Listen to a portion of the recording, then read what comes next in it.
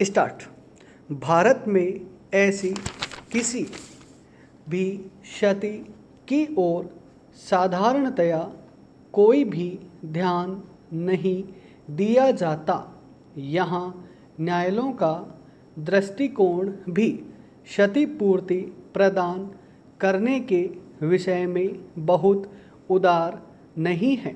पेरा हाल के कुछ निर्णयों में उच्चतम न्यायालय ने अपने आप को कुछ ऐसे निर्णयों से आवश्यक रूप से बाधित नहीं माना जो कि किसी अन्य संदर्भ में दिए गए हैं और वर्तमान परिस्थितियों के अनुकूल नहीं हैं।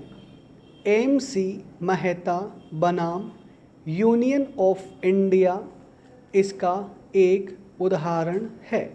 इस निर्णय में उच्चतम न्यायालय ने रॉयलेट्स बनाम फ्लेचर में इंग्लैंड में 1868 में अभिकथित कठोर दायित्व के सिद्धांत को भारत में कई परिस्थितियों में अमान्य ठहराया और पूर्ण दायित्व का नया सिद्धांत विकसित किया। अभी हाल ही में पर्यावरण प्रदूषण की स्थिति में भी MC मेहता के बाद में विकसित पूर्ण दायित्व के सिद्धांत को लागू किया और प्रदूषण फैलाने वाली कंपनियों को निर्देश दिया कि वह आवेदक को 50,000 रुपये खर्च के रूप में दे। भारत सरकार द्वारा निर्धारित मुआवजा दें ताकि ऐसी इकाइयों को बंद कर दिया जाए तथा उनकी संपत्ति को जब्त कर दिया जाए। पेरा अभी हाल ही में KM बनाम ईस्ट इंडिया के वाद में दिल्ली के एक 5 सितारा होटल के तैरने के ताल में निर्माण के नुक्स तथा पानी की मात्रा में कमी के कारण जर्मन निवासी एक अतिथि को उस ताल में गोता लगाने के लिए छलांग लगाते समय सिर में गंभीर चोट आई। उसे पक्षाघात हो गया और अंततः 13 वर्ष बाद उसकी मृत्यु हो गई। दिल्ली उच्च न्यायालय ने यह धारित किया कि ताल के खतरनाक होने के कारण यहाँ पूर्ण दायित्व का सिद्धांत लागू होगा। पेरा इस निर्णय के और भी कई महत्वपूर्ण पक्ष है। यहाँ यह भी निर्धारित किया गया कि क्योंकि एक 5 सितारा होटल अपनी सेवाओं आदि के लिए अत्यधिक मूल्य प्राप्त करना है, उसे दृष्टांतक मुआवजा देना चाहिए।